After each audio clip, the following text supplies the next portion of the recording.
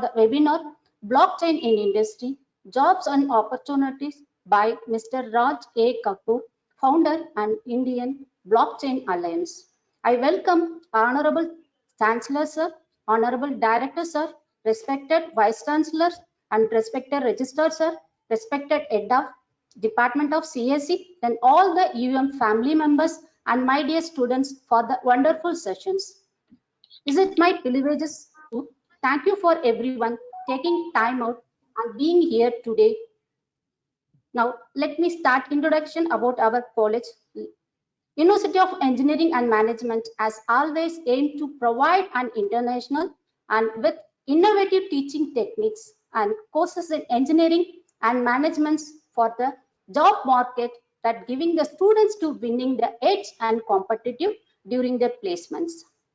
UEM Jaipur is ranked as the topmost institute in Jaipur and one of the emerging institute of Rajasthan by Times Higher Education ranking in 2020.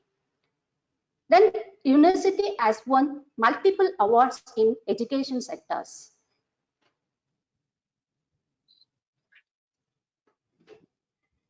So this is a university believes in good education, good job, and is supported by one of the strongest placement cell.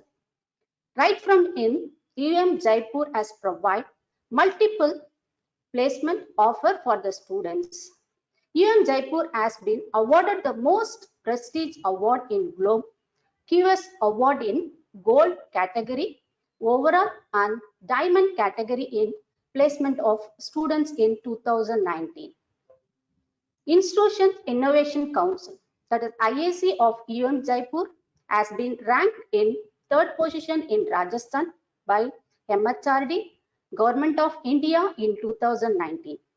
And UEM Jaipur is 4-time consecutive champions of Rajasthan in NPTEL exam conducted by Minister of MHRD, Government of India. Now, a leader is good who knows the way, goes the way, and shows the ways. Now, I request our Vice Chancellor, Professor Dr. 𝐕𝐨𝐻𝐿𝐵 Chatterjee, to say a few words about the webinar. Sir? Okay, so thank you, Madam, and thanks to all the attendees over here. I'm sure that you will be gaining a lot from this webinar. Mr. Raj Kapoor, he is the founder of India Blockchain Alliance, and who better than him to talk a little bit about blockchain and introduce to all our students and the faculty members the necessity of blockchain and how blockchain has changed the world. As you can see, an introduction to the world of blockchain. We have been using blockchain in our university for publishing of results, for storing the results. So it is an important part in everybody's lives now. A little bit about Mr. Raj Kapoor. He is an advisory board member at several blockchain companies, formerly regional director at Paxful. He is an accomplished tech innovation professional, Drupal Web Application Developer, Blockchain and Cryptocurrency Educator, Certified Bitcoin Professional, Blockchain Solution Architect, Community Organizer and friend of disruptive ideas, and founder of India's STEM Alliance, the largest Indian tech think tank. He's the chairman for Organization of Blockchain Technology Users. He's also the Asia Lead Technology and Innovation at Blockspace Technologies Limited, an advisor of Tech Build Innovation Partners. He has helped organize Africa's biggest blockchain and cryptocurrency events across major cities in Nigeria, now replicating in India. He has also organized Drupal Global Training Day events, Drupal camps and meetups. He has spoken at DrupalCon Amsterdam 2014, Los Angeles 2015, and Johannesburg, South Africa in 2016. He has arranged Blockchain Camp Nigeria from 2017 to 2019. He speaks regularly in tech events in India, Nigeria, and across Africa. Besides blockchain, he's skilled in robotics, drone technologies, Raspberry Pi, and 3D printing. So who better than him for us to know a little bit about blockchain? Thank you, sir, for joining this. Also, I welcome Mr. Rahul Mishra. He is a renowned entrepreneur, and he was a main person behind organizing this. Thank you, Mr. Rahul, for organizing this, and thanks to Mr. Raj Kapoor. I welcome you. You may kindly start the webinar from here. Thank you. Thank you so much for the wonderful introduction. I just add a couple of things to that introduction. I mean, it is wonderful, yes. We managed to do all these things, you know, why? Because we've been in the space for so long. I've been in the blockchain space now for about 10 and a half, almost 11 years now, which is really a long time in blockchain, because blockchain just came about in 2009 and 10. I love blockchain, and you know why? Because blockchain is just not for techies, it's for non-techies as well. And I am a non-techie actually. Of course, now I know all the programming, I know all blockchain platforms. I worked on AI, I worked on cloud. Technology is great. It's just a beautiful collection of what you really want to do is from a passion.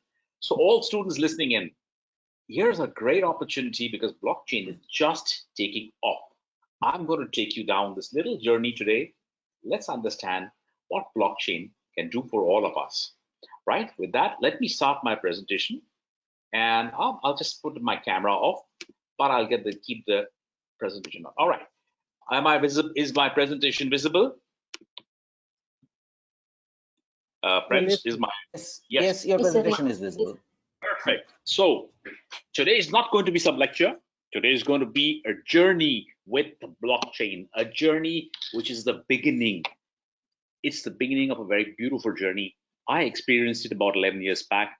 I would love our youth, our students, the faculty, everybody here to enjoy the experience of blockchain and actually see every day how blockchain is changing our lives. It changed mine. It's going to change yours. It's changed the lives of millions of Indians, even if you don't know it right now. During my presentation, I'll tell you how. And I'll tell you, most important for all students, what are the jobs? Where are your salaries? I mean, everything you got to know about blockchain, I'll try and cover. Blockchain is a very large and vast subject. I'll try and cover in a brief. We can have more sessions later on, but bottom line is, let's get you introduced. So it's our first date with blockchain. Let's enjoy the journey.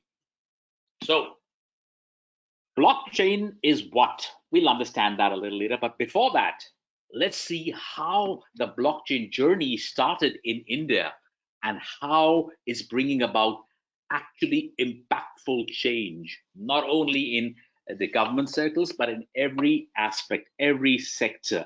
We'll have a look at that. You know, in January 2020, Niti Aayog, and we all know who Niti Aayog is. It's the government of India think tank, and it took out a first of a two-part strategy plan for adopting blockchain in India. Niti Aayog took out a document on blockchain, which adopting blockchain, where in India, why blockchain? Why not cybersecurity? Why not artificial intelligence? Why not cloud computing, IoT, and so on and so on? Well, they might take it out later, that's okay. But the first document from a technology recommendation was blockchain. And it was a strategy. Strategy, we got to have a strategy before we start anything. That was the first. And then another wonderful thing happened exactly almost a year after that, that is in Jan 2021. So in Jan 20, it was Niti Aayog, and Jan 21, the Ministry of Electronics and Information Technology, Government of India, that is also known as MeitY, rolled out the National Strategy on Blockchain. You can download this from the website, and I think you should, because this document, it's about a 27, 28-page document, clearly tells us what the government is going to do in the blockchain domain, where it's going to be impacted, which sectors are going to adopt blockchain from a government perspective, where are the jobs going to be, what are the projects that are going to be rolled out, a lot of information from the government of India's perspective. And wherever the government steps in, the projects that turn up are large. And when projects are large, it equals to large job opportunities. This is a roadmap on how blockchain is going to impact us over the next 5 to 10 years. You are going to step into a corporate world in the next year, couple of years. And when you do, you will encounter something or the other from this document and the blockchain space. So please download the document. You'll read about it. It's a beautiful document, small, 27, 28 pages, not too large, or not boring, very interesting, a lot of graphics. Read it. This just shows one thing, how serious the government is about blockchain. And when the government becomes serious, means blockchain has now become mainstream. It is no longer a concept relegated to books and studies. It's now being actually put to use. We are going to be implementing a lot of blockchain projects. Do you also know that in India, in the last 2 or 3 years, India has rolled out 90 plus projects on the blockchain? Yes, that's right, 90 plus projects.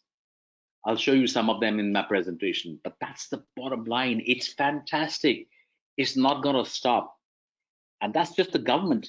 Can you imagine when the government has stepped in now? Can you imagine what will be the scene in the private sector? Oh yes, they've been adopting blockchain before that. And now it's gone everywhere. I'll show you something about that, and I'll also share with you what we've been doing also in this space. So here we go. Here is a statement. I want you to read very, very carefully. All of us. Very soon, we won't trust anything unless it's backed by blockchain. This magazine is an article came in a magazine called Forbes, and just remember this statement. I'll come back to the statement again.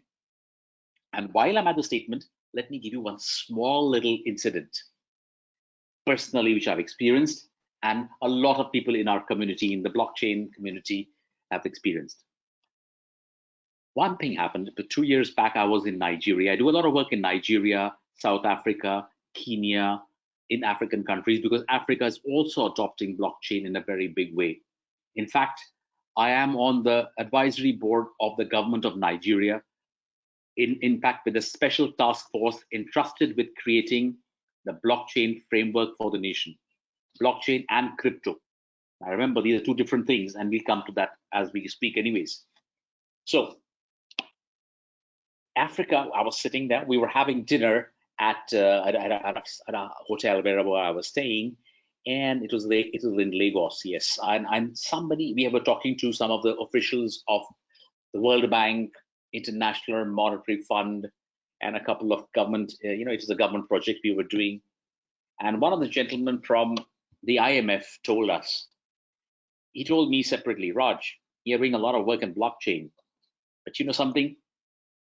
We are going to have something which will give you more work. I said, oh, I don't mind the more work. So what's that? Everybody likes work. He says, we want almost all processes, especially in developing countries, to be on the blockchain, especially related to financial transactions. So I said, why is that? He says, we give grants and we give loans and we give etc. Loans, etc. at very no price or low price or zero interest loans to developing countries for education, healthcare, infrastructure. But we don't know how it is spent. We don't know how the money goes, where it goes, how long it takes, when it goes. We have no idea how to trace the money when we lend it to any government or any institution. So how do we get hold of that? Can we put it on the blockchain? They asked me. I said, yeah, we can put it on the blockchain, because they said, okay, we have considered blockchain because blockchain is trustworthy. We can now trace where the money goes, when it has come, how long it was in the bank, whether it has reached the right people, so on and so forth, all without middlemen intervention. So they said that we're going to make it almost compulsory now from 2021. Of course, then the COVID hit, so now maybe 21, 22, 23 onwards, where all our financial transactions, especially supply chain transactions, are all going to be on the blockchain, because then we can trust spending and the usage of the money. Like this, there are so many processes which are now moving to the blockchain, because blockchain is the only one technology that gives us trust. And as we go through the presentation, you will understand why. So this statement is very relevant to every aspect of our life. We won't trust anything unless it's backed by blockchain. Big statement, very, very relevant in today's times. I won't show you more of that right now. We have a lot of people say a lot of things. Let's understand now what is blockchain and why do these statements come? How did it start? Because it's very important for us to know. And the most important, where are the blockchain jobs? Let's understand some. So here's the first one. What is blockchain? For those, let me keep it in layman's language. Don't read this just now. I will read it out later on. Listen to me. Blockchain today is like this. Today, all your information, for example, your financial data. Let's take your financial data, your bank. Your bank, you buy, you sell, you deposit, you withdraw, you transfer money, you buy tickets, you buy from Amazon, Flipkart, you buy anything, everything, almost everything is on the bank. What do? You open your laptop, get onto the page, do your transaction, or you get onto your mobile app, put in your OTPs and all your PIN numbers, whatever, and then you're inside and you do your transactions. Everything fine, great, everything is perfect. But that's what you think. Well, it is far from perfect. Why is it far from perfect? Because all banks and all traditional systems as we have in our digital age now have a centralized, that is in one place, centralized database. All your data is in one place and accessible to several people down the line. You must have gone to a bank. You can go to a customer relationship officer. If you give your bank account number, they have all your details. Trust me, like that, there are many people who have access to almost all your details. Is it safe? We don't know. Well, it is not safe. Why? A, your data is vulnerable. Secondly, banks have a centralized database which is prone to cyber attacks because it is not as safe as we think, even though we've got cyber security. Cybersecurity protocols haven't really changed in the last few years. So there's a lot of development work going on still in cybersecurity to make it better. And they're using blockchain for that anyways, amongst other things also. So blockchain is part of the cybersecurity systems in the future. But right now it's weak. And also everything is in one place. Now imagine this, even our forefathers, our parents, our ancestors, everybody's been telling us actually from the beginning. It's just that now we have a name for it.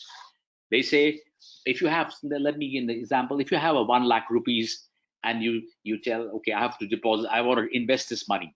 Would you put it all in one share, or would you put it in 8 or 10 different shares? Stock market, for example, or you'd put it some in mutual funds, some in fixed deposits, some in the stock market, and some you'd keep in cash in the bank. You would spread it out. Why would you spread it out? Because the chances are that if you put all your money in the stock market, it can either go up or it can go down. There is no stability or there's no guarantee. So you hedge it. You put it in different forms. Right, so 1 second. Just let me switch this off. Just a second. Yeah, sorry, we're back. So we put it in different places. So it's like saying, do not put all your eggs in one basket. The basket being the centralized database, the eggs being your data. If you put all your eggs in one basket, what can happen? The basket can fall, eggs can break, somebody can steal the eggs, somebody can drop the eggs, somebody can take away the whole basket. In short, your data, all these things can be done to your data as well. Now imagine you have 12 different baskets for 12 different eggs spread across different buildings, different places. What are the chances of all of them breaking or all of them getting spoiled or being stolen? Remote. Just like that, your data is now all in one place. With blockchain, it becomes decentralized. And that's the birth of blockchain. It is part of a technology called the decentralized ledger technology.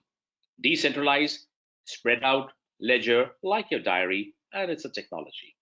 So it's a timestamp series. When I come to the definition, it's a timestamp series of immutable records. First of all, it is timestamped. Every time there's an entry, there's a timestamp. That's fine. That a lot of technologies have. But the next part Immutable records. Once a block is made, it cannot be manipulated, it cannot be changed, it cannot be altered. Nobody can make any changes. It's immutable. So it's immutable. It's not owned by any single entity. It's open source. It's not owned by anybody. And the blocks are bound to each other using a crypto principle. Crypto is like a lines of code. One block chains to the other, links to the other through a chain, and that's why it's called blockchain. Here's a blockchain in simple words. All transactions are put into a block. They're all blocked together. What transactions are these? Financial, and it could be academic, health records, could be anything. They're all blocked together. And what happens after that? They're connected one before the other, and your blockchain is formed. Every time there's a transaction, it's put into a block, the blocks keep growing, and your chains keep getting longer. It's all decentralized, it's not in one place anymore. We'll leave this part. Now, example I'll give you. So what's the big idea? As I was telling you, when we actually go to a bank or we make any transfers, assume this is me and this is you, or vice versa. You're sending money. I want to send my daughter studies in the United States, and I said, okay, let me send her some money. But anyways, I send the money. What happens? I go to a bank. Yes, we go to a bank, or we can do it online, either way. But it's much easier going to the bank online. 90% of the time, it never happens. Anyways, that's a separate story. I go to the bank. I visit the bank and says, right, I've got to pay my daughter's fees. It's $5,000 I have to send to the United States. The banker tells me, yes, sir, please sit down. He gives me a cup of coffee, and he says, hey, Raj, sir, how would you like to pay? You would like to debit your account, all that stuff. I said, yeah, but what's the rate? He says, sir, the rates are printed right here. He shows me a screen or a chart where the dollar rate is given. When you go to a bank, when you want to buy dollars or any foreign currency, you pay more than the market rate. And when you want to sell it, you pay lesser than a market rate, because these rates are determined by the consortium of banks. Anyways, well, you say, all right, I have to send it anyways. So I have to listen to what you say. If you say, I thought the market rate was 70 rupees, you're charging me 72 rupees. Sorry, sir, this is the rate the bank has. All right, I sit down. I fill in the form, which is a long task anyway. It's normally an 8-10 page form, a lot of nonsense written in it, fine. We fill it in. Of course, these are compliances, we have to comply, so it's okay, even if it's long. And then he says, sir, there's a charge. I said, all right, what is the charge? So hypothetically, just for the sake of discussion, he says, sir, you will be charged maybe about $100 for the entire transaction. So I said, why the $100? Sir, you have an account in HDFC Bank, your daughter has a account in Citizen Bank USA, but Citizen Bank is not an Indian bank, so we have to route it or send the money through another bank, say like Bank of America or Chase Manhattan. I said, wow, so we have to take our charges, Chase Manhattan takes their charges, and her bank will take her charges. So that's, here's $100 you got to pay. I'll say, all right. A, I'm paying more money for the dollar. Second, I'm paying $100 for the transfer. But if I have to send the money, I have to go through this process. And the bank is the final authority here. So I've done that now. Now, if I have to send $10,000, I have to pay, say, $150. If I have to pay $1 million, they'll charge me a couple of $1,000. Now, that happens in the traditional way of banking or the traditional way we work. If the same thing is on the blockchain, here's what happens. When I go, I have a blockchain ID. I just give it to the bank. The bank just has to confirm that I have the money in the bank. It does not get to see all my records.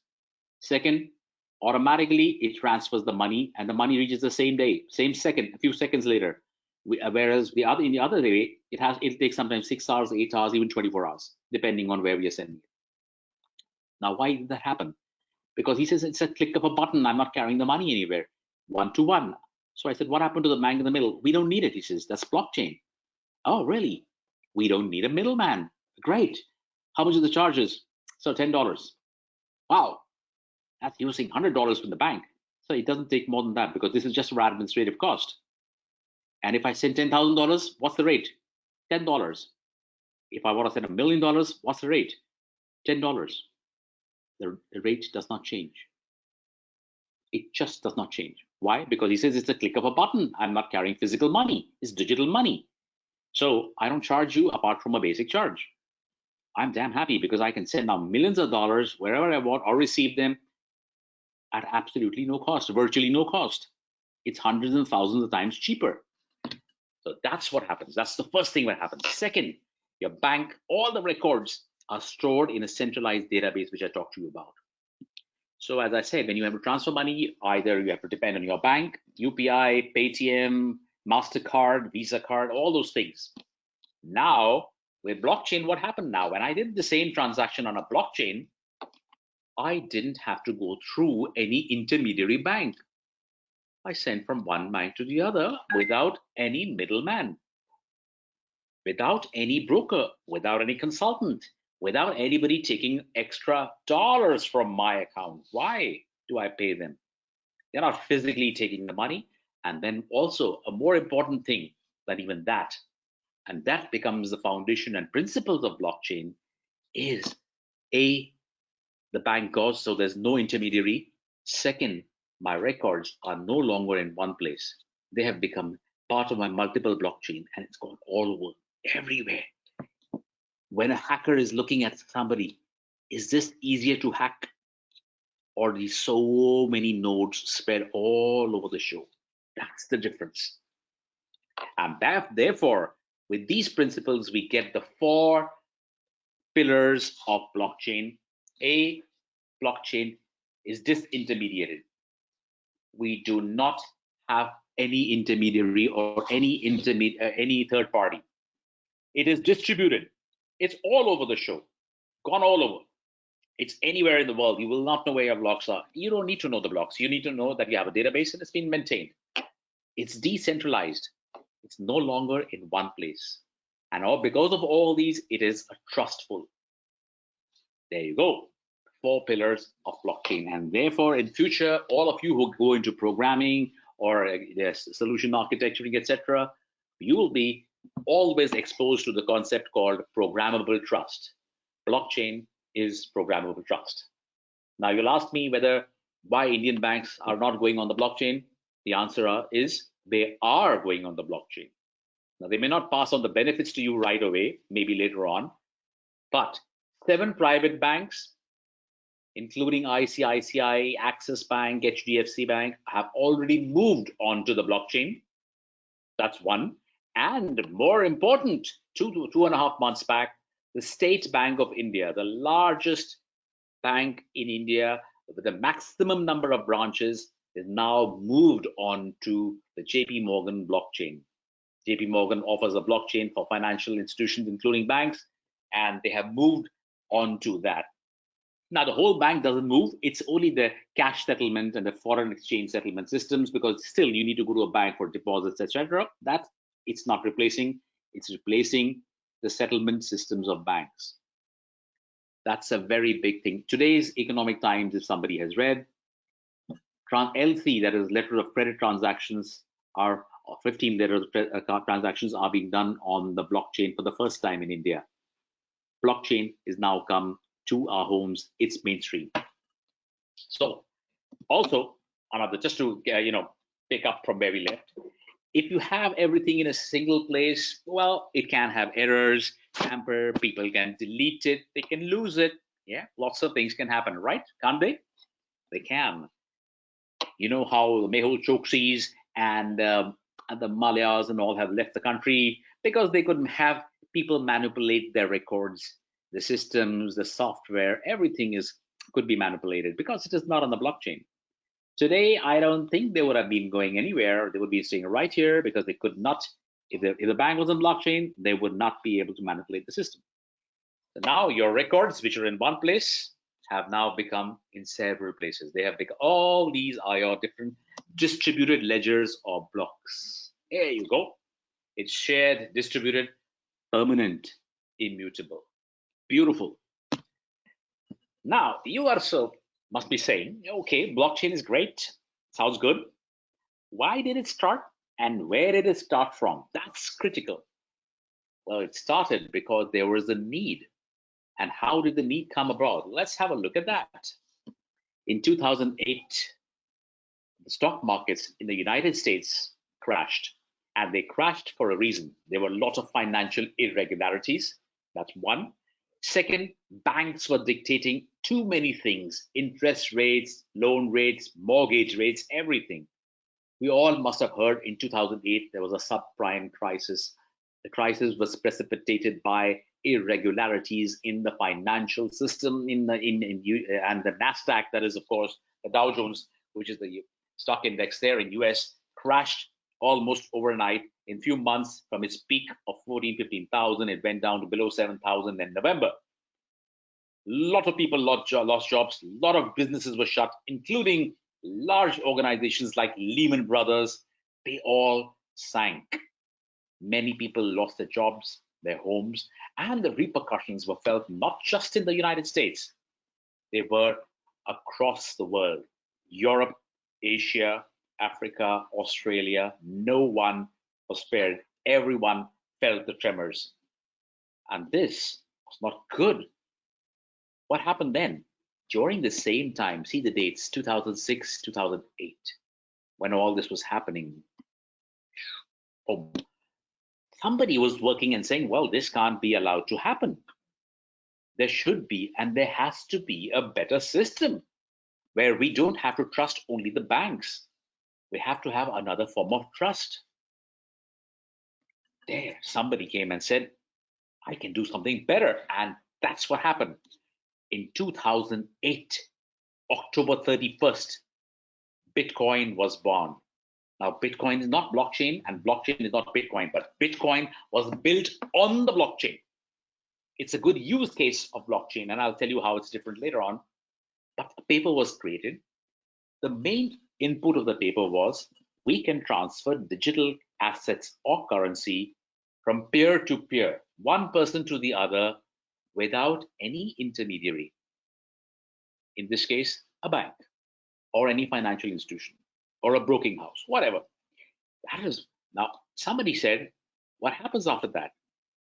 Well, the person, by the way, they named it, the person who took it out, his name was Satoshi Nakamoto. Now, Satoshi Nakamoto was not his real name.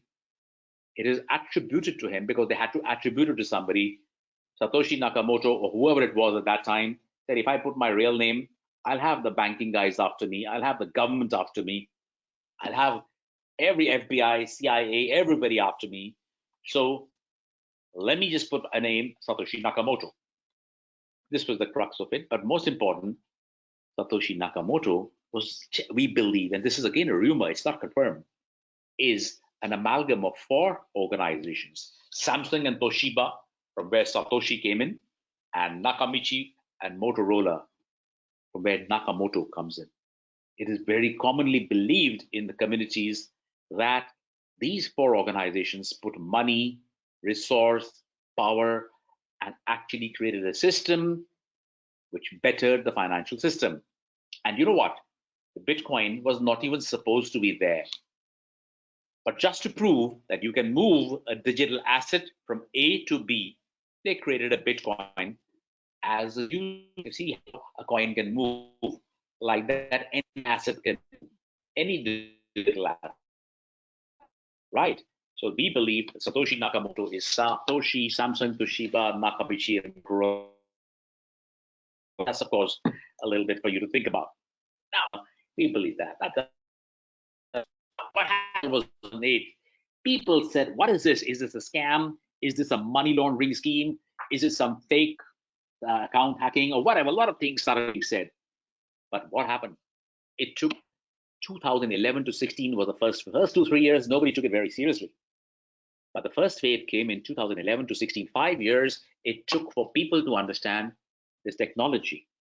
They studied it, they did the research, and found that the concepts of blockchain are fantastic, not only for a financial sector, but for sectors besides financial sectors. And I'll show you some of those. The second wave was the experimentation. Once they understood what the blockchain can do, They experimented in different sectors, different concepts, different usages, and with different technologies. Took 2 years for them to say, wow, we can do magic, do a lot of things.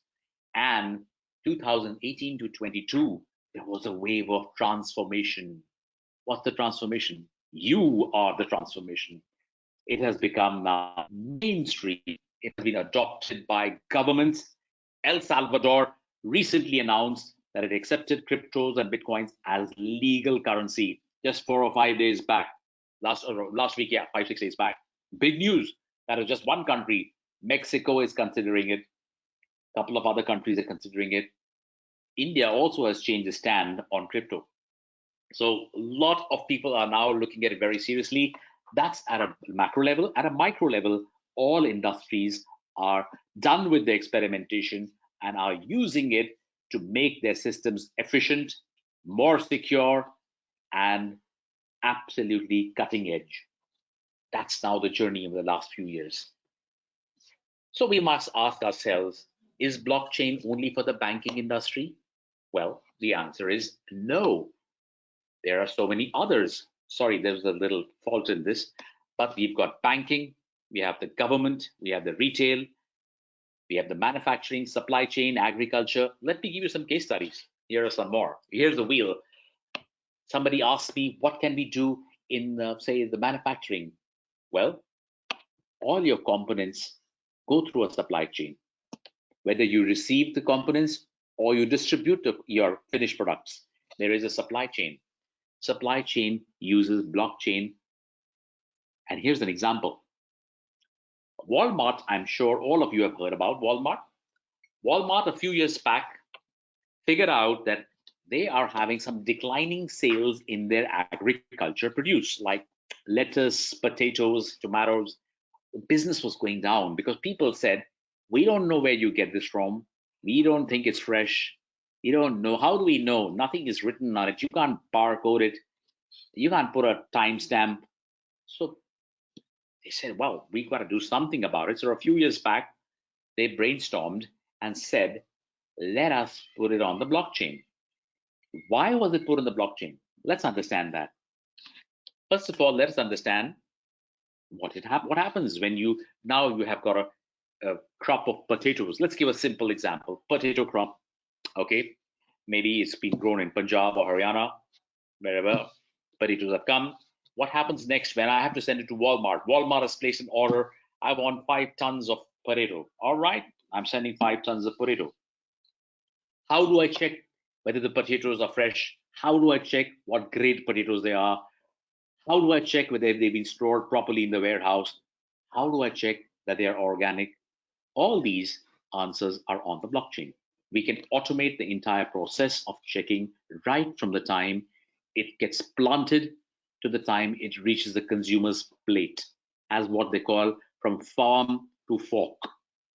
From the farm to fork, there are many processes. Here are some of the processes here, which now are automated by blockchain and tracked and traced by all, giving it trust, less wastage, and more important, freshness to the consumer. So what happens now?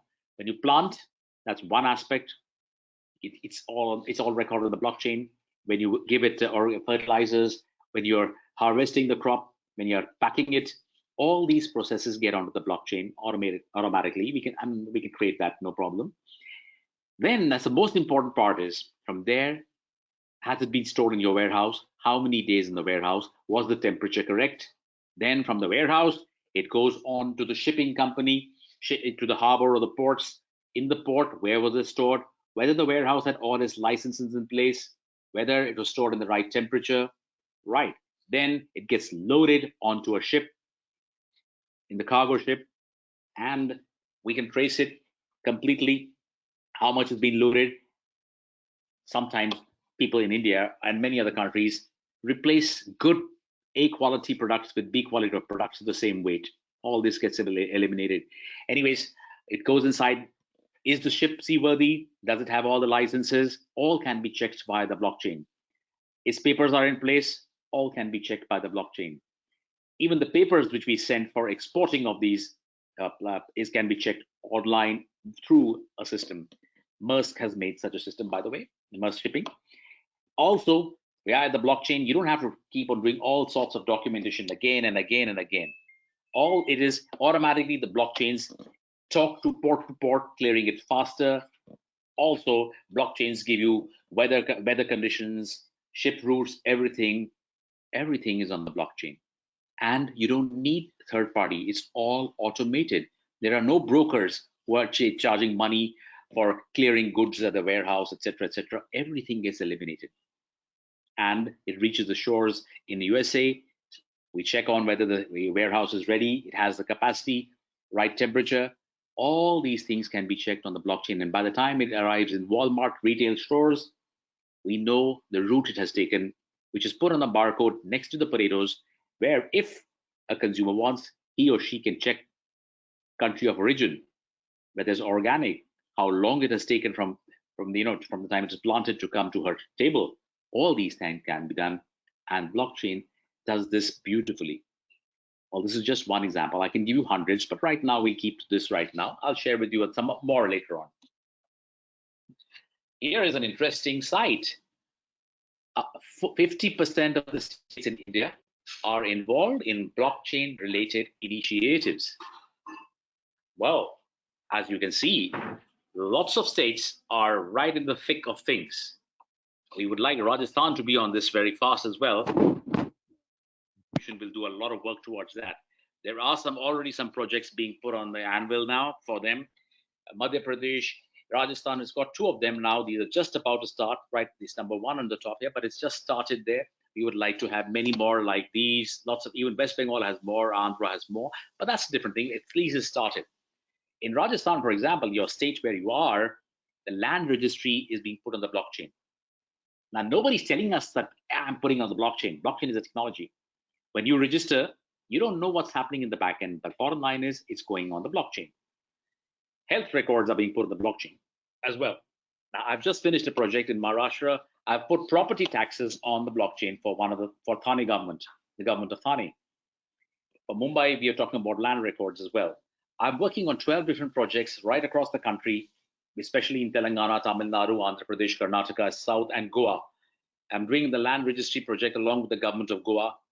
I'm also doing, and yeah, that's a very interesting thing.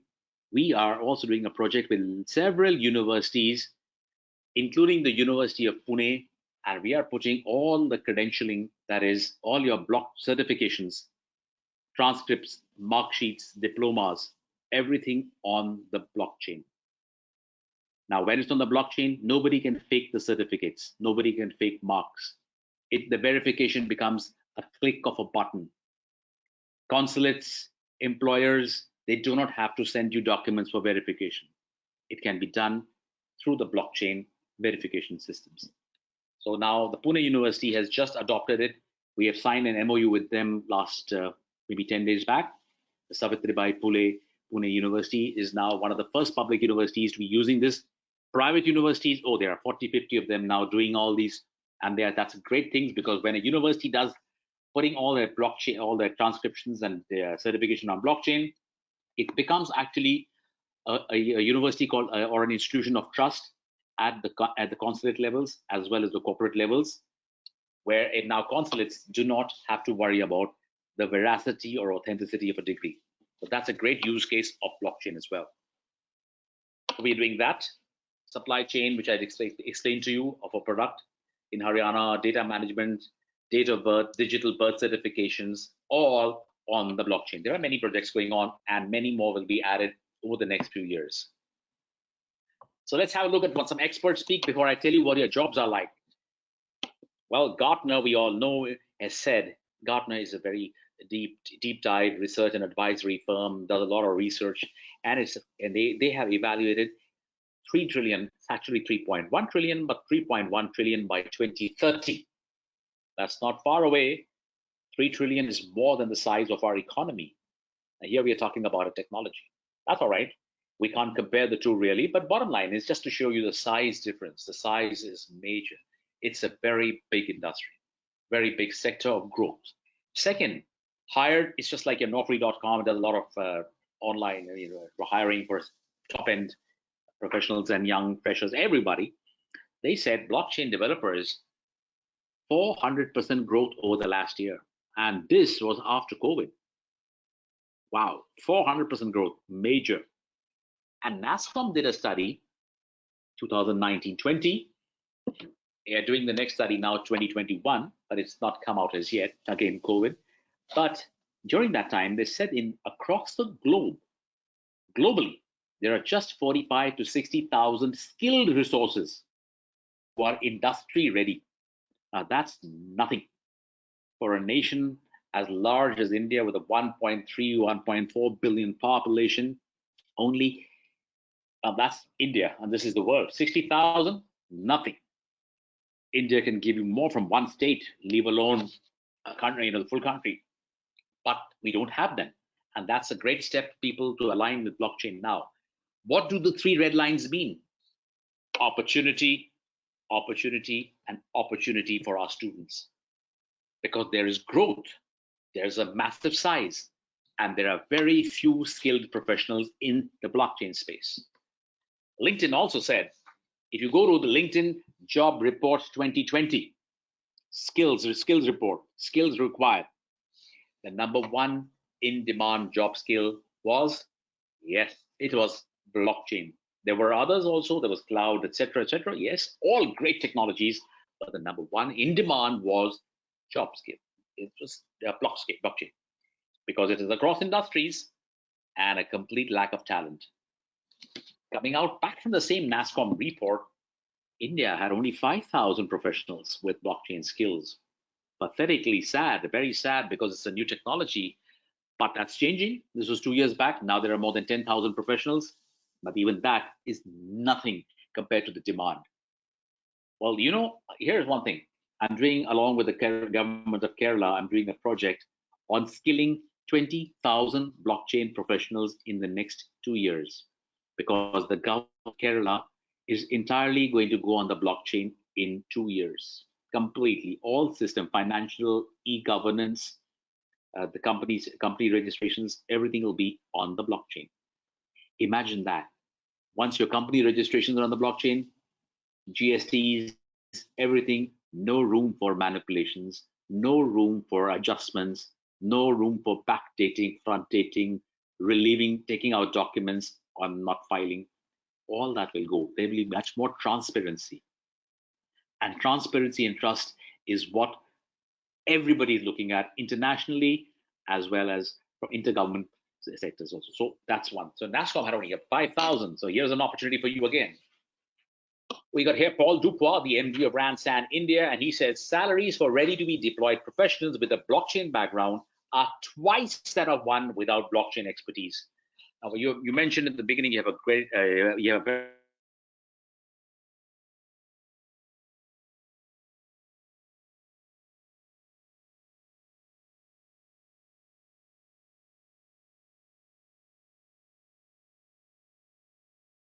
Hello, Mr. Raj Kapoor. Is your voice, I believe, has lost? Sir.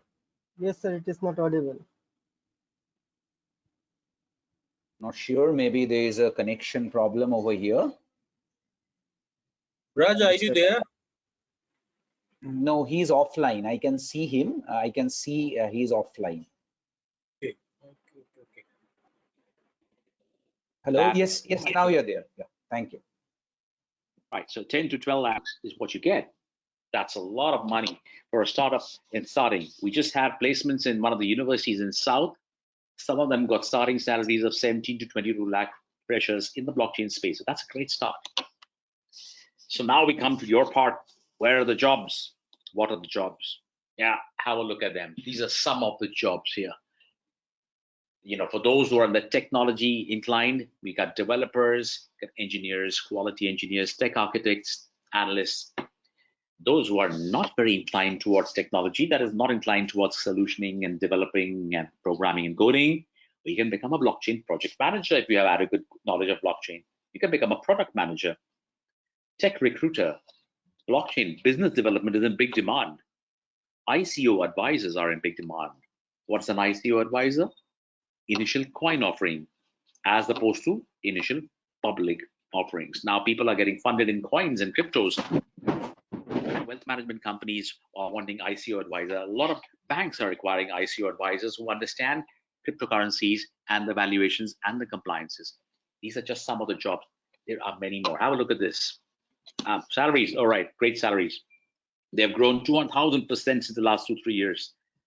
Blockchain professional in India has seen 50 to 100% higher than any other jobs. This is a Naukri.com statistic.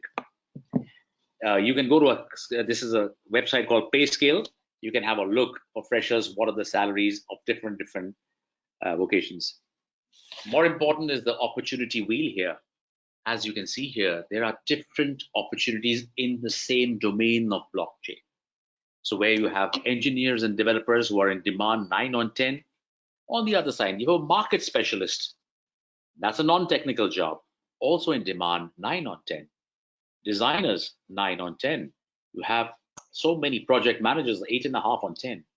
Research analysts, if you're doing data science or big data analytics, etc., you can combine that with blockchain skills and become a fantastic research analyst in the space. There are lots of opportunities. This is the wheel, and the wheel grows as blockchain grows. Recruiters, oh, these are just a few. I only put these because these are the guys who keep sending me mails for blockchain professionals, and I keep sending them wherever there are blockchain professionals. I'll be happy to bring them to your institution. That's one part. More important, I train these corporates. These are all my clients. We train them because they didn't get initially very good fresh skills, so we got them to upskill their existing resources in project, in technology, in developers, as architects, whatever they wanted. These are just a few, not all anyways. Facts and figures for you. And these are all, again, facts and figures always mean opportunity. By 2024, 2 years from now, or 3 years from now, sorry, the corporates will be spending $20 billion per year for technical services. So who do we need to manage these technical services? We need you, students. Blockchain-based projects will add more than $360 billion of value by business by 2026. Where are the project managers going to come from? Where are the people who manage these systems and platforms come from? Well, it's going to come from institutes such as yours. Finally, but the bank also, World Banks have now done a survey, and they are invested $50 billion in the digital cash settlement system. This is what I was telling you about banks joining in. They have spent $50 billion on creating blockchains, and that's ready now. And as I said, many banks, including 8 banks from India, have onboarded onto the system. The rest are going to onboard. Next few years, almost all will onboard, because that's how the world is going. We have to match systems with the world, and banking is the first sector which is going into it. Other sectors are following. By 25, that is not far from now, 55% of healthcare applications will adopt blockchain. Now here I just want to remind you of that one statement we had said at the beginning. We won't trust anything unless it's on the blockchain. So we must have heard our Prime Minister in last year, in August 15th, he made a declaration of a national health card, where we're going to have all our health data in a single card, so we can go across states, countries, cities with a single card without taking all our documents with us, etc., etc. Great initiative, but is it safe? Is the data safe? That question is still not answered, and they are now considering blockchain to put all the data on the blockchain. Otherwise, just like your Aadhaar card, your PAN card, voter card, license, passport, do you know how many people have that now? Well, 600,000 plus marketing agencies in India have all our data. Yes, everyone got your data. You will get calls for bank loans, credit cards, blah, blah, blah, a lot of stuff every day. That's where they get the information. That's still at a normal level. If they decide to do more with the data and misuse the data, it could get worse. Recently, Air India had a data breach. 45 lakh passenger data was available for sale, including their loyalty points, their frequent flyer numbers, everything. And before that, a month or so back, Domino's. Now, we've all eaten at Domino's, I'm sure of that. We all have our names, our addresses, our phone numbers, everything logged into that, and our bank account details, etc. Debit card, credit cards, everything is there. Yes, that was compromised. 10 crore consumer data was available for sale. Of course, none of them will say, oh, we had a breach, but there was a breach. And now everybody, that's why is considering to use blockchain to secure data, to make their processes better, because blockchain also has, because it does away with third party, it creates what is known as a smart contract. It's a self-executing contract, a contract which you can build into the blockchain to remove any middleman interventions. So blockchain investments have been up. Finance companies did a survey and they said we saved $12 billion by using blockchain. Well, in times of COVID and Corona and all, when companies can't have a better top line, they can at least control expenses and have a better bottom line. Therefore, even saving is a form of earning. And financial companies decided they've saved $12 billion a year from using blockchain. That's a lot of money. So that's one part. Let's see what's happening. Just a few slides to know what's happening outside India also. Australia is big on blockchain.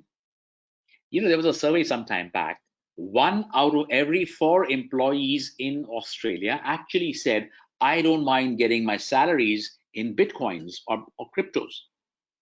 That's because they really have faith in the system. And to reiterate that, Scott Morrison, who was the Prime Minister last year in June, exactly a year back, made a statement.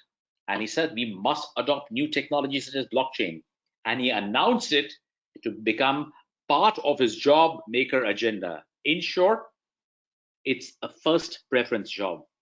Australia is one of the only countries which gives preference to, you know, when it gives you a permanent residency, it actually gives preference to blockchain professionals in any space, development or projects, either way. But that's first country which has actually taken out a project for encouraging blockchain talent from India, China, Vietnam, etc., to actually come over, and they give them fast track preferential permanent residency visas. That's a very big thing. Similar thing happening in Canada. Absolutely, blockchain talent needed. This was said by Ministry of Innovation, Science and Industry, Mr. Navdeep Bains, and he is giving a lot of facilities even for startups or guys who want to get into the blockchain work. They're giving them the job salaries are better, preferential treatment, fast track visa processing, and if you're a startup, free registrations, or subsidized costs, everything. Wow, that's called encouraging a technology. Which technology? Blockchain. So you've seen everything what I wanted to show you, and I'll speak a little more, but 2 minutes before I wrap up. If you as a student, if I have to ask, why should I take blockchain? Somebody might say, oh, I'm already doing cybersecurity. Somebody might say, I'm doing cloud computing, I'm doing DevOps, I'm doing Stack, whatever. Look, lots of things are there. No problem. Here are the 7 reasons why you should consider adding the blockchain layer into your portfolio. A is cutting edge technology. It's a technology that cuts through everything, literally cutting edge, top of the line, and adapted and used in all nations across the world. Second, it's in very, very high demand. We saw that, you know, I'll just give you an example. Recently, we hired for one of my clients, which is a big bank, private bank in Mumbai, and they wanted not a CEO, not a CTO, not a CIO. They wanted a CBO, Chief Blockchain Officer, for their banking processes. Now, he was a guy, we recommended him. He had about 12 to 14 years of overall experience, out of which 4 or 5 years were in blockchain. And that was what they wanted, because there are not too many people with too many years of blockchain experience. Blockchain is just 2008-9. So this boy, young guy, he got a starting salary offer of 2.1 crore rupees plus benefits, of course, but his salary package was 2.1 crores. After 12 years of work, wow, we put in 25, 30 years of work and we don't come anywhere near that sometimes. Our fathers Our parents have worked very hard, 15 years, 20 years, 25 years, just to get where they are and put you through college.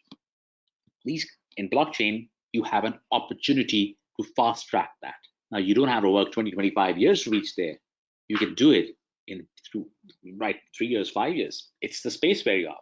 So it's in very, very high demand in India, in USA, in Canada, you name it. Do you also know Dubai has become the first city where almost all processes are on the blockchain?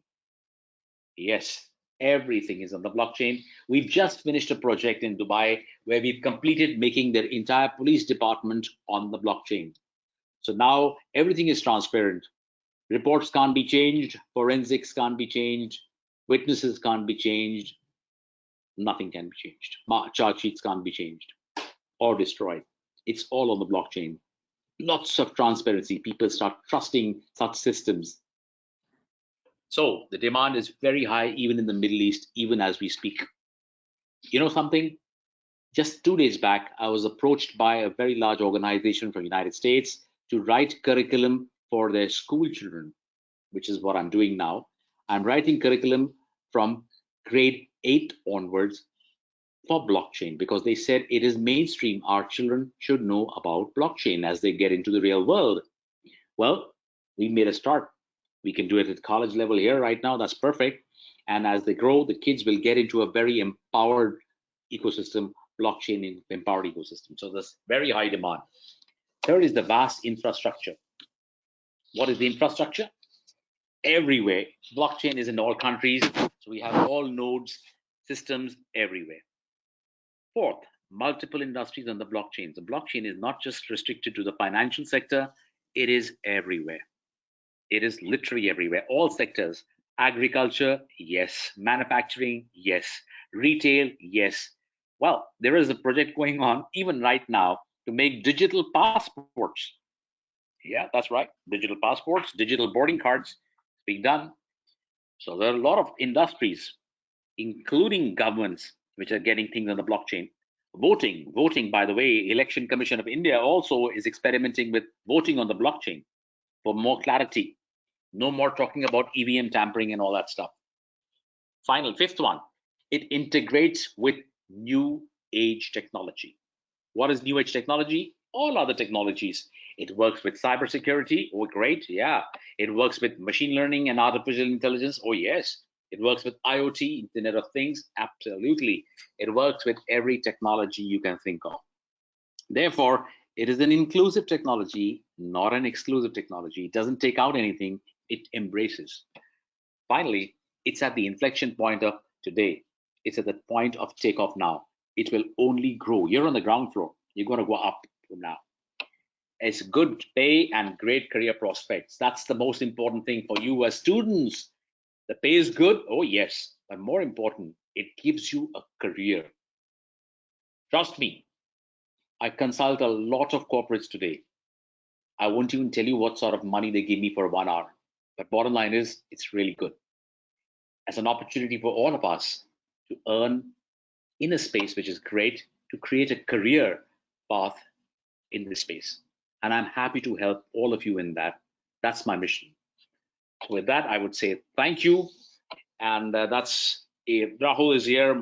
He's a great guy. You can touch base with him for anything else you want. And in the meantime, I'm done with my presentation.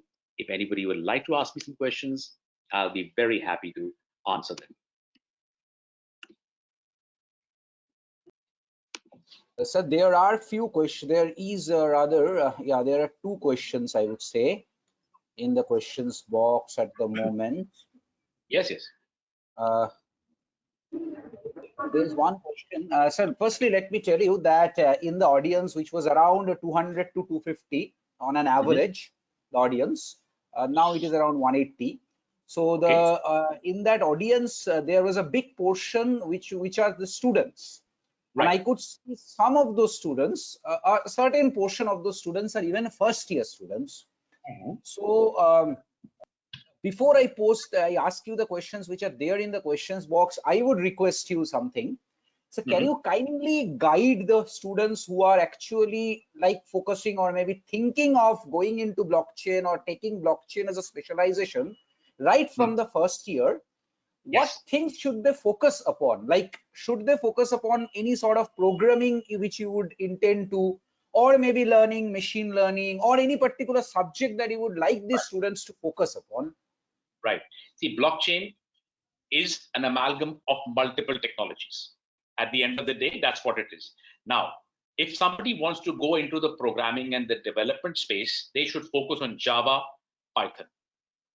That is and our language, Java, Python. These are the three things from a technology perspective. If they are in a non-technical space, for example, if there are any students there, then they need not worry about that. They can go in for the foundation programs which are already there. We have a lot of foundation programs. Rahul will tell you more about that, share more with you. Bottom line is, I'm happy to actually structure year-wise, semester-wise program. That's what we've been doing with a lot of universities, right from people who have, some are interested in data analytics and blockchain. Some are interested in blockchain with IoT. Some are interested in blockchain with cybersecurity. We can actually have a common foundation program for all students and then have electives on where they would like to go semester-wise. We can have a progression for them. I've done this for the University of Wyoming in USA. I've done it for 5 universities in Canada. In India, 35 or 38 universities we are working with similarly. And there are all the similar, students are similar. They are the first year students, second year. So we have a program progressively which grows from year 1 to onwards. We also have a program for the final year where we have a deep dive program with the guaranteed placement which they get also along with that in this space. So we have that as well. So all sorts of programs from semester wise, I always recommend we must understand the basics first. If we understand the fundamentals of blockchain, irrespective of whether you're an engineering student, irrespective of whether you're a computer student, irrespective of whether you're law, MBA, BBA, whatever we are doing, that's the first. Because then they have the capacity to start thinking on their own what they could do next. There are many electives. So I would recommend for technical guys, start sharpening your Python skills right now, Java skills, R language skills right now. And for the non-technical, focus on the fundamentals and the concepts of blockchain. They're going to hold you in good stead. You can even become a trainer while you are studying. You can even understand how you can use blockchain technology to earn passive income. We can even help them start creating their own. I can help your university create its own internet and have access capacity to sell to other places. Lots of things are there. There are a lot of projects. So we will bring in the education part, one part. We'll also get in a lot of projects because they have to work hands-on. That is the most important thing. We bring a lot of projects and internships on these projects. 80% of them will get picked up by virtue of them doing well in these projects. And they are mostly international companies. Either they have offloaded the work in India or they are in USA and Canada, Australia, etc. So let them focus on these skills. So what I understand, you are talking about a gradual learning process through semester wise and different things that you are mentioning. Yes. Okay, so there is one question from Mr. Ishan Sharkar. I believe he is a student.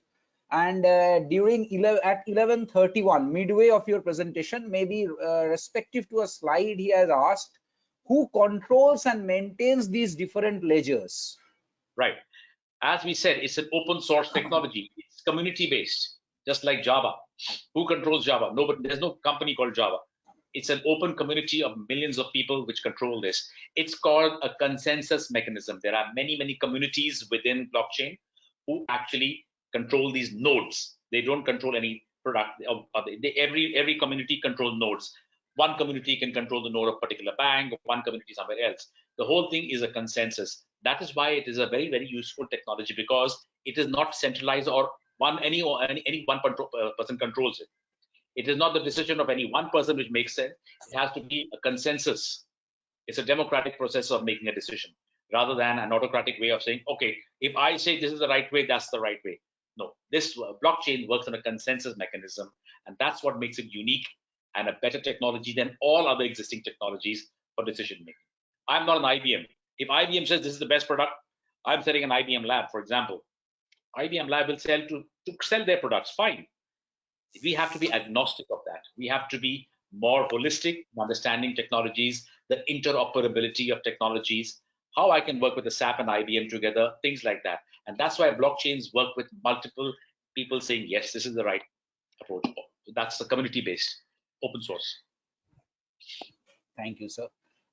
So there are many comments in the questions box, but I will read out one comment from Professor Pathik Devmollik. He is a very senior professor in the Department of Civil Engineering, so it matters because he has written wonderful lecture, very lucid explanation on blockchain and its use and evolution and aspects of consumer protection. So you can understand, even being from civil background, he really enjoyed your lecture, and he's a very, very senior professor. So I wanted to read this out. Thank you, Parit. But I'll also tell you add one thing there, if you don't mind. In civil engineering, there is a beautiful way we have integrated blockchain inside civil engineering as well. So yeah, no stream is left untouched, so to speak. Yes. So one question is from Shubroto Rokshet. I'm sure he is a student. From where can we start learning about blockchain and how we can keep us updated in this field? So I believe, Shubroto, you got your answer from my question also, but still, sir, if you would like to add anything to it, or I will do one thing. Rahul and we will share with you a lot of content which keeps getting generated. We have a website called the India Blockchain Alliance. Follow the page on LinkedIn. We are very active on LinkedIn. Follow us on LinkedIn. There's a lot of information which we share. Lots of it. You'll get that. Also, regularly now you're part of our ecosystem. You'll be getting a lot of resources, courses, everything to make you understand blockchain holistically, 360 degrees. So that's going to be there. Please go ahead and look read out the news. Oh, there is a very nice site. You can download one app called Coin News TV. I can share the app with Rahul. He can share it with the students. It's a very beautiful app which gives you all information, news, views, interviews in the blockchain community. It is good as an awareness building thing. And I generally feature there. Actually, I do a live show there, so you can actually access that. You can see me live every alternate Thursday. It's done at an international level, so timing is in the evening. But children can, of course, listen to the app. They can download the app, enjoy it. And in the next month, by the end of July, we are actually coming up with the world's first social media platform for blockchain, crypto, and fintech professionals. So they can come on free. It's going to be the LinkedIn of this space. So we created this space, and we've done that, and we are getting a lot of things done. We're doing the testing now. People can come, enjoy some information, talk to people in the community, and have a much better holistic way of learning. It's called Floyx, Floyx. It is coming up. It is already there, but it's in the beta stage. You can join it now also. A lot of things are there. So that's another way of learning from peers. And because blockchain is peer-to-peer, best way of learning is from peers. Yeah, right. If a student really want to know more about the blockchain and all these things, you can directly go to the India Blockchain Alliance website. Just go through it. And if you still need any clarification, just note down the questions. Just shoot me up. We'll definitely get back to you. Anytime. So, sir, should we take up one or two more questions, or you want to end it here? No, please. I'm here for the students. Okay. So one question from Siddhartha Chatterjee. He asks how cryptographic techniques are associated with blockchain technology. Can we think linked list also similar with blockchain as per working principle concern? I'll keep it in a very short. It's a long answer, but I'll keep it in a shorter answer for lack of time. But bottom line is, crypto principles basically are used to secure the blockchain. Crypto principles are used everywhere, even now they use in cybersecurity, etc. But the difference being the distributed ledger. So now every hash which is created to link the block, which goes into is embedded in the block, is different from the next, and they only, when they match, they join. So the crypto principles are used for creating the blocks further and further and securing the block, and thereby making it more secure on a decentralized network. If he wants a large answer, I can give him an 8-page answer, but he can touch base with me separately on that. Everybody may not understand it. That's why I'm just being a little generic on that. Okay, so right. So there is one question, Ishan. I think you are getting it a little wrong, but still, because he's a student, sir, so I read out this question. In continuation with your previous answer, the answer to his previous question, he asked us, so why would anybody want their data spread across so many different places? Would not it be bad Sure. for privacy? The very fact that data is spread, that nobody can access your data. Yes, Right that's now, the it's point. in a centralized place where I can access all your data. Now, I split your data into thousands of blocks. Where the hell will I get your data from? I'll have to Yes. break into 1,000 blocks. So your data. So, by the way, just to answer, it's a good question. Yeah, every block has two keys: a permissioned key and a private key. Okay, just like a bank locker, right? When you go to a bank, one the bank opens key and one you open, then only you can open. Similarly, in a block, permissioned is if you give permission, only you, then it can be accessed. So all your data is in your control, and you can get paid for using the data. Now you give your data free of charge. You've made Oyo millionaire, you made Byju's millionaire, billionaire, because they've got your data. Now, right. you want your data, you take it from me, no problem, but you pay me for it. And I can get paid in cryptos or cash, anything. That's what's happening in the blockchain world. It gives you the power as a consumer. You as a student, as a consumer, have the power to share your data. Your two keys, think of a bank locker. That's all. Right, sir. So it's very well pointed out. The key example was a very, I should say, a very relevant example. Thank you for that. Bank locker key. Okay, Mr. Pranoy Shaha, his question is regarding the decentralization in case of Bitcoin. As we know, Bitcoin works in proof of work mechanism, but although it is decentralized, it has a good chance that a person or company who has a better hardware equipment can have a better chance of creating a block in the chain. So does it not increase the chance of centralization? Or on that, what is the comments or the proof of stake?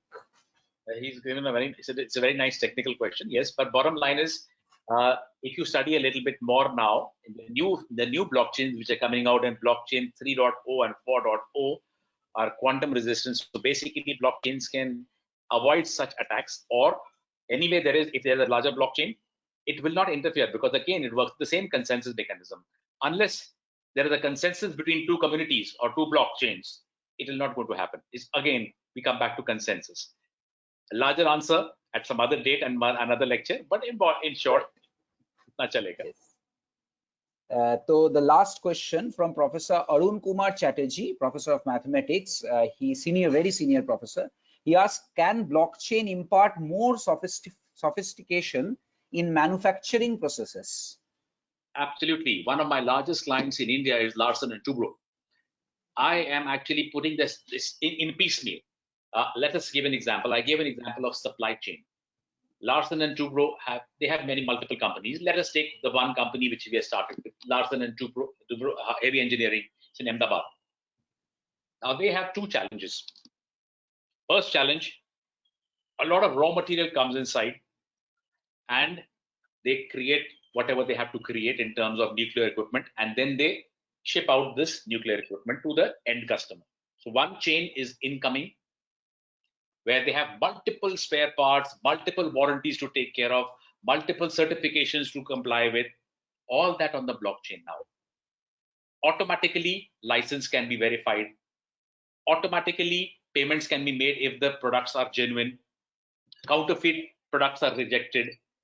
Timeline, supply line, everything becomes faster. So when they have come in, then they create a product and they ship it out. They have distributors, they have retailers, etc.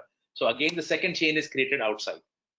So using blockchain is actually helping them address both challenges of incoming and outgoing product lines. That's one of the things. Of course, blockchains are being used right at the beginning level now, at HR level. Verification of all documents is being done on the blockchain. Now verification, example, Tata's, they recruit 10,000, 15,000 people across the country. They have to verify. It is mandatory as part of the SOPs to have a verified candidate sitting on the job. How do you verify? You have to give a verification agency.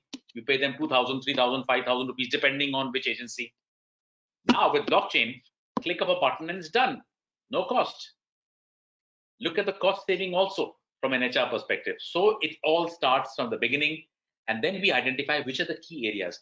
Larsen & Toubro, for example, identified supply chain as his biggest headache. clearance from docs, clearance of documentation, third-party people making new rates, etc. All sorts of things, a lot of things. You're slowly and steadily eliminating that. So yes, it brings in that sophistication. It brings in the ease of supply chain, the workflow ease, efficiencies, cost reductions, and at the end of the day, a better brand reputation because things are faster now. So amongst many other things, warranties are completely on the blockchain now. So a lot of things happen.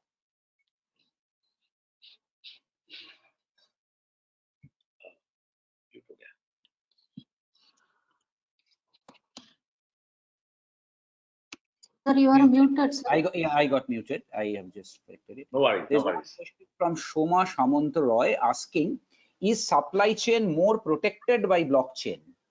I believe you have got your answer.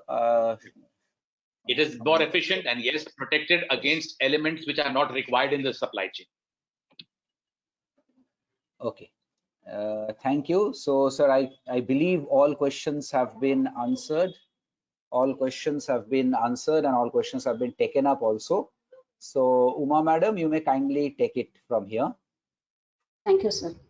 A great person attract great people and know how to hold them together. Sir, very, very more interactive sessions. Thankful, sir. My This pleasure. is a time. Thank you, sir. Thank you very much.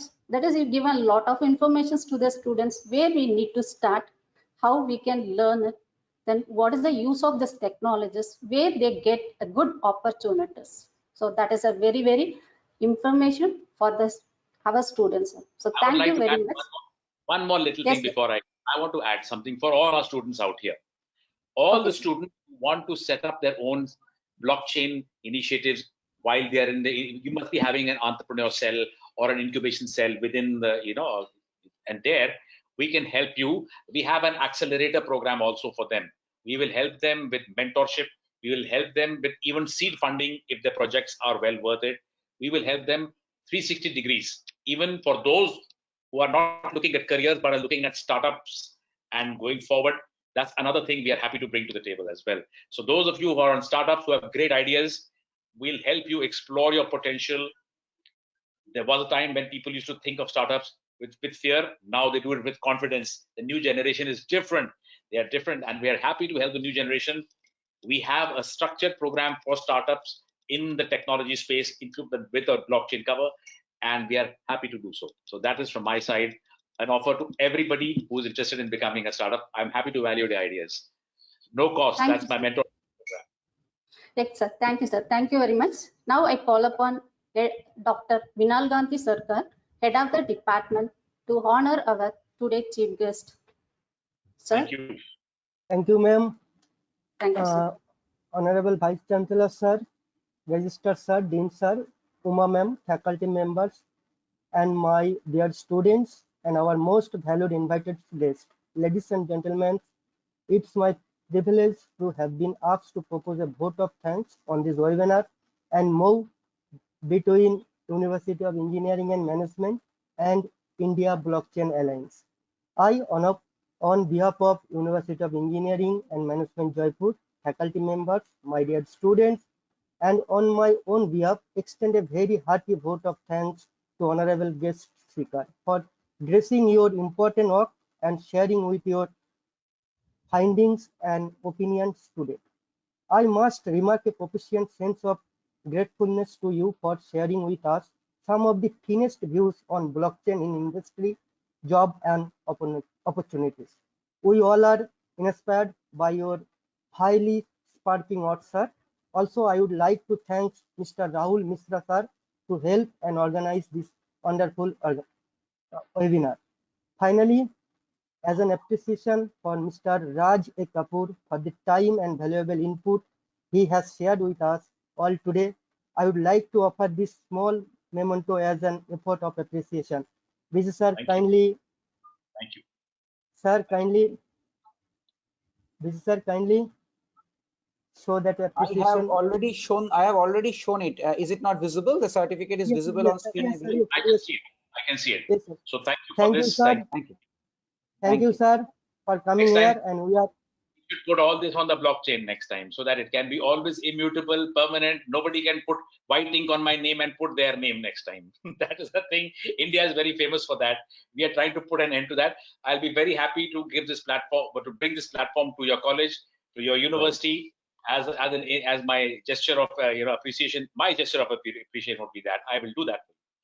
So right, we can do that, and we can become the first college in Jaipur to issue certificates on the blockchain. Yes, Yes, sir, we are definitely. partially doing that. We'll be very happy to associate and do it completely. Thank you. And yes, and Professor Dr. Pradeep Sharma, Registrar of the university, he was the another head in organizing this event. So excellent. He has also joined. Thank you for that. So Professor Mrinal, yes, you are saying something more. You can continue. No, sir, yes, I am just want to introduce Pradeep sir. Already you have done, so no issue from my side. Okay, sir. Thank you, sir. Thank you. Raj, thank you. Actually, we are working with you. Okay, and we are also waiting for your another next coming interaction with our students and faculty members. My mission is to make India the Nalanda of blockchain, and that's what the students are for. That's what I'm here for. I'll be happy to do so. Yeah. Yes, I just want to add something, sir, if possible. Yes, please, Dr. Sharma. Yeah, I'll take only 1 minute. First of all, thank you, Rahul Mishra, sir, to introduce to a great opportunity over here. And for me, for us, you can understand it was like a closed door written blockchain. We all know that after the door, there was something in that closed room, some opportunities, something was there.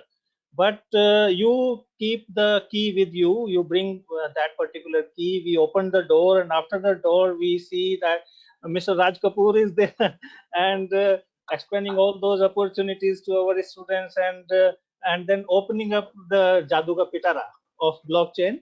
So we can understand that a whole lot of opportunities right now open to our students, faculty members, and institutions. I request Raj Kapoor sir and Rahul Mishra sir to take this association further in terms of internship of our students and whatsoever the training guidance required in the meantime. And Dr. Mrinal will be in touch with you regarding that. And I will definitely appreciate your efforts for that. Thank you, sir. Thank you. Thank you very much. Thank you. Thank you so much. Thank you. Thank you. Namaskar. Thank you, sir. Thank you, sir. Bye.